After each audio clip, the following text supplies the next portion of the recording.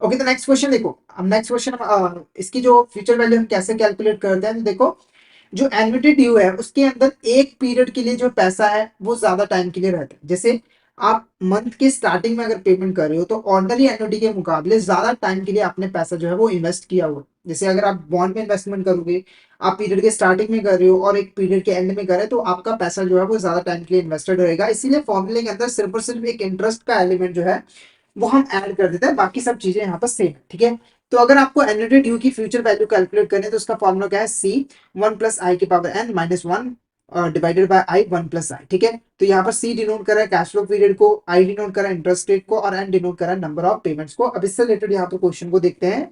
तो क्वेश्चन क्या कर रहा है, if a person is depositing 20,000 per year for 5 years in the beginning of each year at 10% per annum, how much amount will be available with him at the end of 5 years? ठीक है, तो person basically 20,000 पे period के starting में यानी कि साल के स्टार्टिंग में जो है वो जमा करवा रहा है, तो ये हमारा एन्युटी ड्यू हुआ। और वो जानना चाहता है कि 5 सालों के बाद उसके पास कितना अमाउंट यहाँ पर अवेलेबल होगा। तो ये एन्युटी मतलब कि फ्यूचर वैल्यू का क्वेश्चन जो है वो है। ठीक है, तो फ्यूचर वैल्यू को कैलकुलेट करने का हमारा जो फॉर्मुला है वो क्या है, सी 1+i⁻n -1 divided by into 1+i। ठीक है, तो फॉर्मुला हमारा सेम है। अब यहाँ पर कैश फ्लो कितना था, 20,000 रुपए का। उसके बाद आई कितना है हमारा 10% है, तो इसको 0.10। एन कितना है, नंबर ऑफ पेमेंट्स 5, क्योंकि 5 सालों के लिए वो इन्वेस्ट जो है वो करेगा। -1 डिवाइडेड बाई 0.10 इंटू 1+0.1। ठीक है, तो 10। तो ये आपने वैल्यूज पुट किया। अब इसको हम फटाफट से जो है वो सॉल्व कर लेते हैं। सबसे पहले आता है 20,000 पे हमारा कैश फ्लो पीरियड।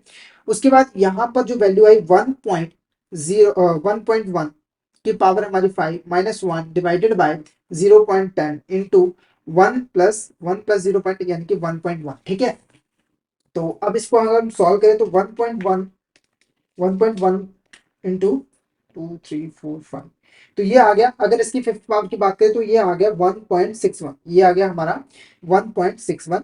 अब इसमें से हमें 1 को माइनस कर देना है, तो 1 को यहाँ पर कर दो माइनस, तो ये आ गया 0.61। तो 20,000 इंटू 0.61 डिवाइडेड बाई 0.10 इंटू 1.1। तो अगर हम इसको सॉल्व करते हैं 0.61 डिवाइडेड बाई 0.10, तो ये आ गया 6.1।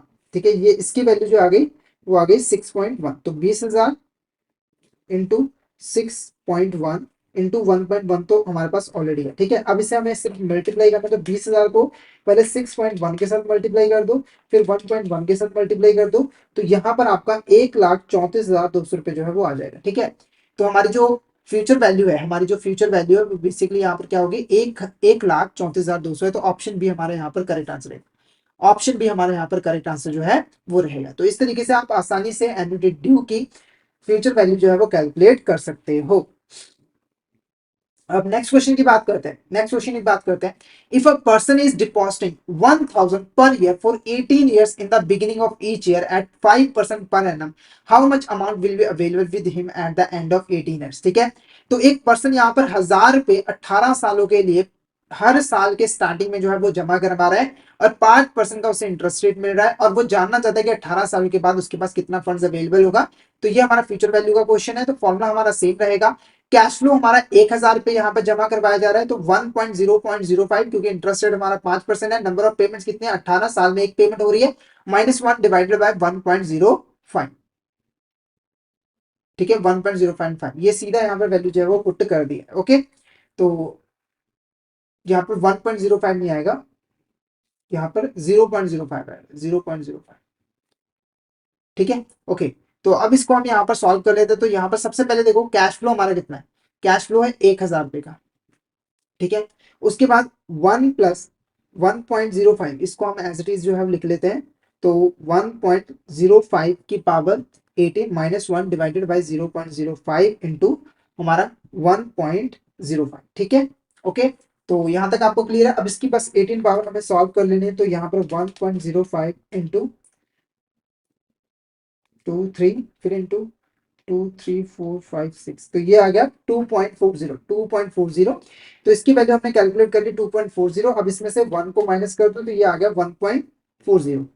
तो 1,000 हमारा 1.40 डिवाइडेड बाय 0.05 इंटू 1.05, ठीक है। तो अगर हम इसको 1.45 को 1.40 को डिवाइड कर देते हैं 0.05 के साथ, तो ये हमारा आ जाएगा 22, ठीक है। तो 10,000 इसकी वैल्यू हमने 28 जो है वो कैलकुलेट कर लिया, उसके बाद 1.05, तो 10,000 को हमें यहाँ पर मल्टीप्लाई करना है 28 के साथ और उसके बाद 1.05 के साथ, तो ये हमारा आ जाएगा 2,94,000, ये आ जाएगा हमारा 2,94,000। तो ये हमारा क्या होगा, यहाँ पर करेक्ट आंसर रहेगा। तो सॉरी, यहाँ पर 10,000 नहीं है, यहाँ पर 10,000 नहीं था, यहाँ पर 1,000, तो यहाँ पर मिस्टेक, इसीलिए हमारा लाख में यहाँ पर आ गया। तो 1,000 को हमें मल्टीप्लाई करना है 28 के साथ और 1.05 के साथ, तो ये आ जाएगा हमारा 29,400, ठीक है। तो अगर 10,000 होता तो वो लाख में आ जाता, पर यहाँ पर 1,000 था तो हमने गलती से 10,000 भर दिया था, तो ये आ जाएगा 29,400, 29,400, ठीक है। तो हमारा जो करेक्ट आंसर रहेगा वो ऑप्शन डी रहेगा, ऑप्शन डी 29,400 हमारा यहाँ पर करेक्ट आंसर जो है वो रहेगा।